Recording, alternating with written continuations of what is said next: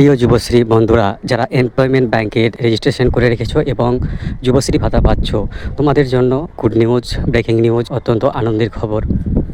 আজকে অর্থাৎ 18 মার্চ তোমরা যারা যুবশ্রী ভাতা পাও, তোমাদের প্রত্যেকের অ্যাকাউন্টে কিন্তু 1500 টাকা করে অর্থাৎ 1500 টাকা করে ক্রেডিট করা হয়েছে।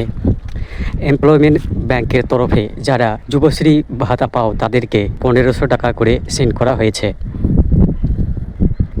বিভিন্ন সূত্রে আমরা এটা আগে থেকেই খবর পেয়েছিলাম যে আজকে অর্থাৎ 18 মার্চ তোমাদের টাকা দেওয়া হবে, কিন্তু তোমাদের ভিডিও করে জানায়নি। তার কারণ এর আগে অনেকবার অফিস থেকে বলেছিল টাকা দেবো, কিন্তু তারা দেবো বলে দেয়নি, তাই তারা আমাদেরকে বিভ্রান্ত করছিল।